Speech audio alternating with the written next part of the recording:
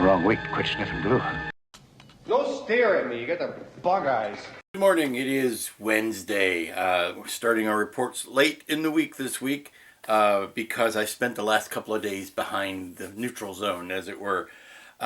Finished up the Falcon last week. I was in the middle of, picking my next ship to work on when, quite by happenstance, I got a commission from a gentleman named Jeffrey Griffin. Now, if you know your modeling industry or your hobby, the name of Jeffrey Griffin will be familiar to you. He was familiar to me.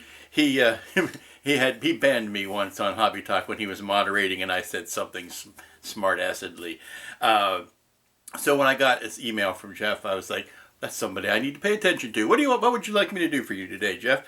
And he had sent me a JPEG of a design that is based on the classic Klingon D7. And this is it right here. Let me show you. Okay, this is the what is called the Stormbird. This is based on an old FESA role-playing game design, and it is the Romulan adaptation of the Klingon D7. And as you can see, the old bird of prey on the bottom of the ship, and on the top you see the wings done. And I thought it was just a beautiful design. And Jeff had asked me if I could make not necessarily templates, but vinyl plates that you could attach to a model, just stick them down to simulate that design. So I said, yeah, I love it. I will give it my best shot, but I wanted to make sure first that I wasn't crossing anybody's ire, or I wanted to make sure I had permission to do it. It's not something I like, especially when you are using somebody else's design.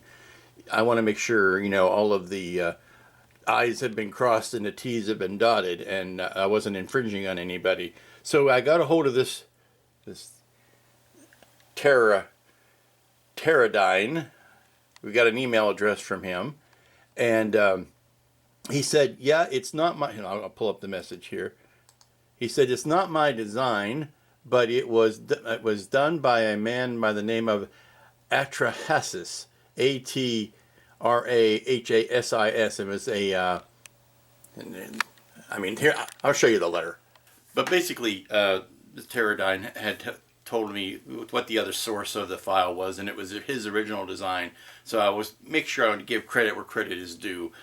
But the last couple of days I have been working on this design for Jeff, and this is what I had come up with. It's just he sent me one of his D7 kits to work on because, oddly enough, I didn't have any around here. I have got a ton of the bigger D7s, but 1,000 scale, I thought I had one. I don't. So I had Jeff send me one of his.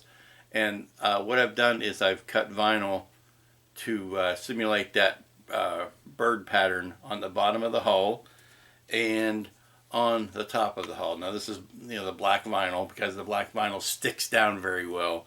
And this is all going to be painted and primered over anyway. So what you'll get is the indication of plating. It doesn't seem to be painted any weird or different colors, just a raised texture on the ship. So that's what I've been working on, and I've got this go round. I'm going to refine it a little bit more and do one more pass on it, and then I'm going to be sending this back to Jeff. So that's what's been taking up the last couple of days. I have not gotten any modeling work done on District 9, even though I have pulled out the book and gotten the reference material that I want to use, particularly on the gun. But haven't picked up a paintbrush in a couple of days because I've been doing this. So let's take a closer look. Okay, this is the lower port pylon section of the ship, and behind the line drawing is a scan of the part. Actually, I basically what I did is to take a piece of tape, transfer tape, put it over top of the part, trace the outlines of that part, and scan that tracing so that I have the actual size of that part to work from. And then I just go in and draw in the shapes to indicate the paneling. And the first go around, I found out that these divisions between the panels were too skinny. they really didn't translate well, so I'm going to widen those up and change some stuff around, and then we'll make a version 2 out of it, see how well that works. Now I did the same thing for the top and bottom of the main hull. Basically did like I said, the same thing. I traced the outside of the outer dimensions, the outline. I'll get my words eventually. The outline of the hull of the model, and traced that off, and then scanned that, and then used that as a perimeter to redraw the shapes from the JPEG into to fit those dimensions. And then the nice thing about Klingon ships is, you know, they're symmetrical. So once you do this side, you flip it, and then you do that, gives you the other side. And I did the same thing with the bottom bird. I did the right side of it, flipped it to get the entire bird. Now, having plotted that once, I can see where maybe some of these lines and divisions between plates are a little too thin, a little too delicate, so I can go in and fatten those up a little bit, and I'll be ready to plot version 2.0. Well, welcome back, friends. It's Thursday afternoon, and I have spent about as much time on this. Well, I spent every bit of time that was needed, but I've spent enough time on this. I'm done with it, and I'm ready to send it off to young Master Griffin and get back to painting on this dude. But I wanted to see how it turned out. Here you can see the bottom of the ship. Now, of course, this is all going to be painted, and once Jeff puts a base coat of primer over this, then he can paint on top of it however he wishes, but it will blend it in. You can't really see, well, there's not anything on the top of it, but on the bottom of it, the paneling is 2 and in some places 3 panels high. That body there is actually 2 panels thick, so you get some dimension in there. And here's what I did for the front and the bulb and the neck. Now he can take all of these pieces off if he wants to. I've given him extras, but to take this piece, since it comes in half, take it apart so he can, you know, put lighting in it or whatever he wants to do. I just needed to put it together while I was sticking the vinyl down, but he's of course free to take that back off. And then here is the front. That gives it more of a Katinga look in the front, actually, but and those panels there are 2 layers tall.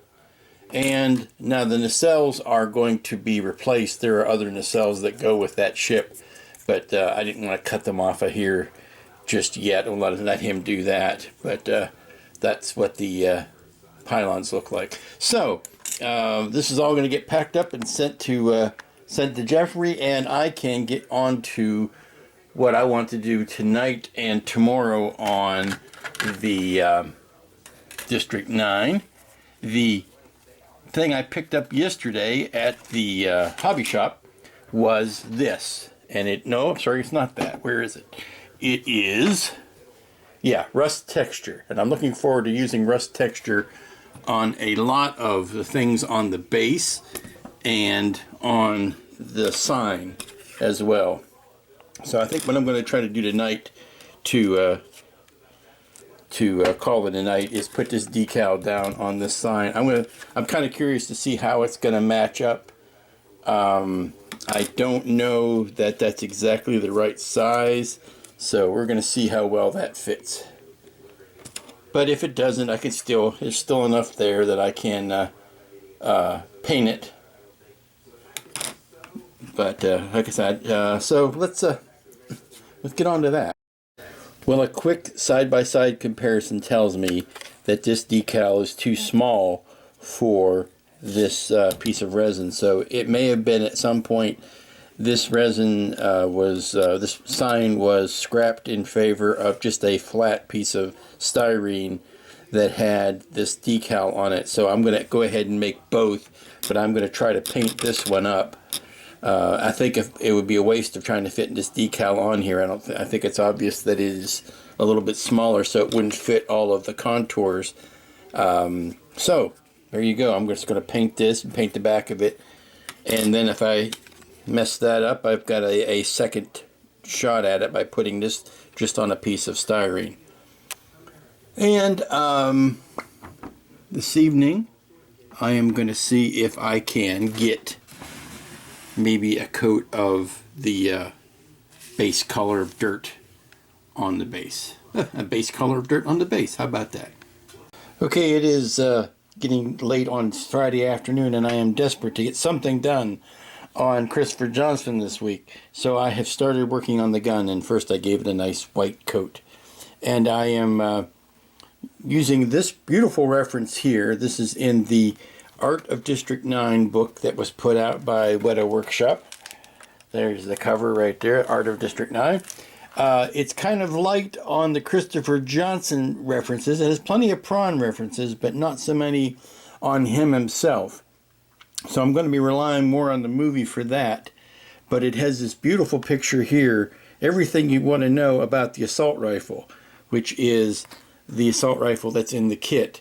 And oddly enough, it is almost the exact size as the one in the kit. It is, the picture in the book is just a wee bit bigger, but it almost matches one for one on the size. So it's going to be a great help as far as mapping out these color changes, the orange.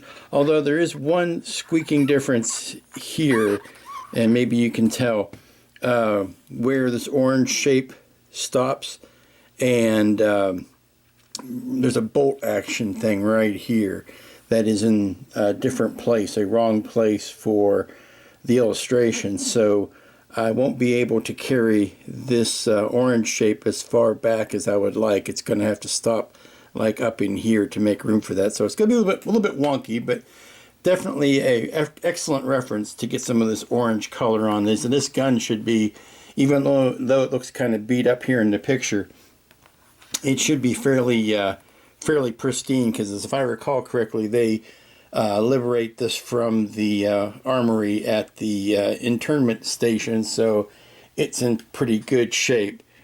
So let me throw some orange at this and see how well it turns out. Okay, here's something done this week. Well, closer to being done.